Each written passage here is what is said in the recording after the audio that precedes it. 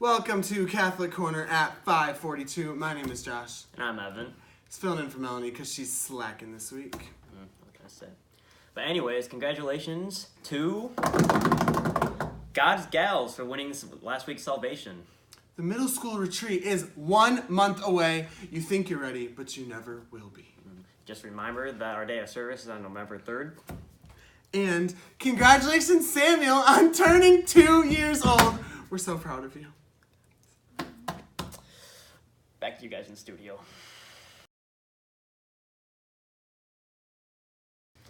And welcome back to Catholic Corner at 547. We have been itching to see what was going to happen after last week's episode. I learned so much about Adam and Eve's sin, why we were created, and about the Bible in general. For real, Evan, some of that stuff blew my mind. And I have a feeling that the same thing is going to happen tonight. Oh my gosh, that's right. We are continuing with our Bible series tonight and have a few guests to help enlighten us. But first, thank you so much, Elizabeth, for explaining the story of Abraham and Sarah. I always wondered how he was the father of all nations. On that note, let's welcome our special guests from Soul Survivor, Jackie, Lauren, and Maddie. Yay! Yay! Welcome, welcome. I am so pleased to be here. I'm a biblical scholar and have really focused on the early patriarchs like Abraham, Isaac, and Jacob. Hey guys, I'm here to share my extensive knowledge of the Bible and how it relates to our lives. So we were picking up with our story of Abraham. He was made a covenant with God and finally had a son. Yeah, well, actually he had 2 sons. He had Ishmael, who was born of Sarah's servant Hagar. That was his first son. This caused a lot of grievance between Sarah and Hagar for obvious reasons. At last, Sarah became pregnant and had a son. His name was Isaac. You can imagine Abraham's joy. However, this brought fear to Hagar, who eventually fled with her son Ishmael. Abraham loved his son Isaac dearly, but then God tested him. He told him to kill his favorite son.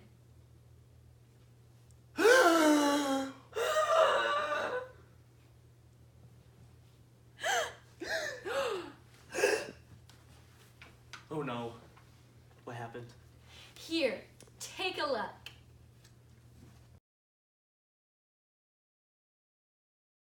Oh my gosh, that was close. I was so scared for Isaac. Me too. My little heart is still racing. So Isaac grew up and followed the Lord. Eventually, he married Rebekah. They had 2 sons, Jacob and Esau. Now, here's something interesting that pertains to this day and age that you probably wouldn't understand. Once the father died, the eldest son took care of the family, so then he got double the inheritance. So, if you're younger, $2. If you're older, you get $4, for example. So, in addition, the oldest son also got a blessing from the father. And you'll notice that in the line of Jesus, all his forefathers were the son in the family that received the blessing, traced all the way to Abraham. But who was older, Jacob or Esau? Even though they were twins, Esau was older, and he was Isaac's favorite. Jacob was Rebekah's favorite. Oh man. R-A-M-D-A. Drama. Oh, just wait. See what unfolds.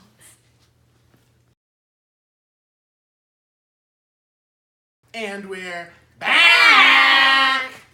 I am still in shock. How devious of Rebekah. And how dumb of Esau. Can you imagine the drama between Isaac and Rebekah after that? Or what it was like between Rebekah and Esau after Jacob fled. Seriously, Evan, I need some popcorn. Me too. Perfect. Thank you. This is better than reality TV. Well, probably because it was actual reality. All right, smarty pants. Anyways, tell me more. The entertainment doesn't stop there. So Jacob flees to Haran, 400 miles north. As luck would have it, one day when he's at the well drawing water, he meets Rachel. And now, it's a love story. Go on. Yes, Jacob falls hard for Rachel. He asks her father if he can marry her. Her father, Laban, who is actually Jacob's distant relatives, tells him yes, he can marry her! If Jacob works for him for 7 years. Jacob agrees and works for Laban for 7 years, but they seem to him but a few days because of his love for Rachel. Well, the wedding day comes. I'm sure Rachel looks so beautiful. Especially Josh. Let's watch.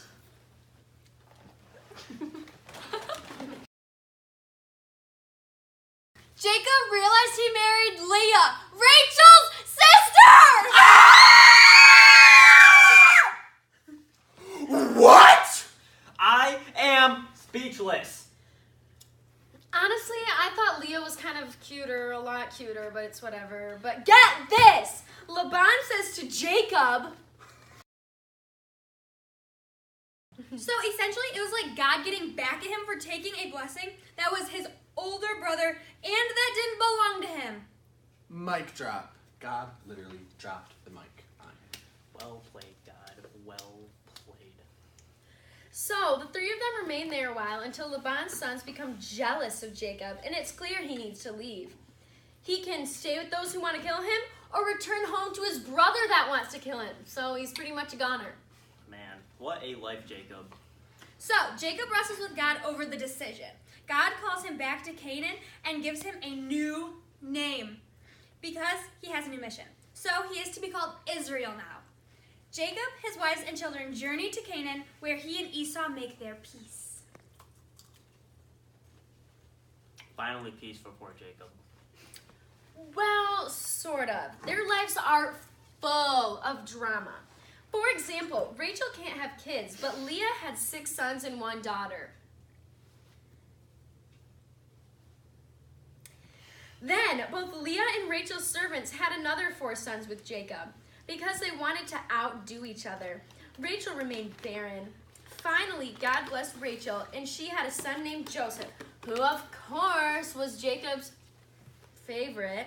Later, she had another son named Benjamin. So Jacob Israel guy had children from 4 different women. Different times, bro. Literally, bro. But it still caused the same drama among all of them.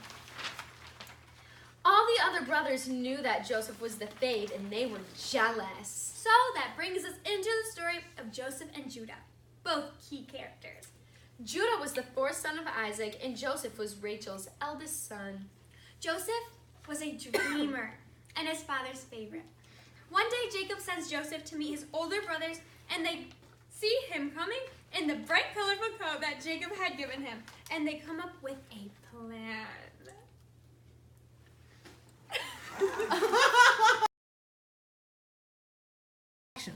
How awful. I don't think I can hear anymore. No, you can. You can. Don't despair. It doesn't end there. Judah gets Joseph sold to Egypt, where Joseph is a servant. Eventually, he is sent to prison because a woman makes false claims that he attacked her. In prison, however, he interprets a few inmates' dreams. One of those inmates gets out of prison and works for the Pharaoh, who also has troubling dreams. Does Joseph interpret? Yes! And then the Pharaoh hires him. The dream meant that they would have 7 amazingly prosperous years, followed by 7 of famine. So Joseph prevented all of them from starving? He did. So into those 7 years of famine, who is struggling to survive? Jacob and his sons up in Canaan. Jacob sends his 10 eldest sons to buy food from none other than... Oh my gosh, was it Joseph? Yup, but they didn't recognize him. Through a series of events, Joseph sees that his brothers have changed. Judah offers to give his life up for the youngest brother, Benjamin. Joseph reveals his identity, and they have a peaceful reconciliation.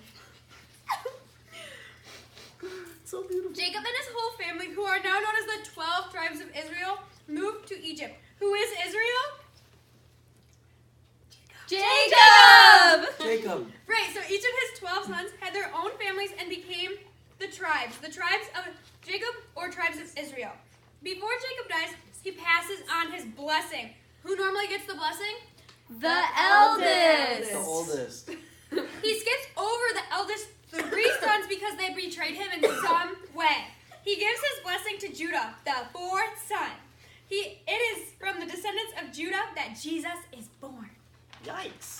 Amazing.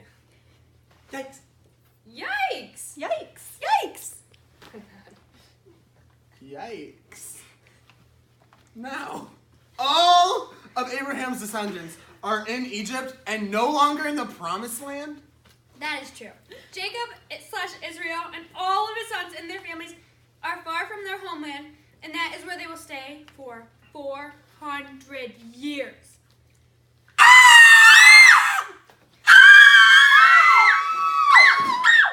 So main lessons. 1, believe and trust God, even without evidence. 2, God's plan may take you down unexpected roads, but submit to Him and walk with God.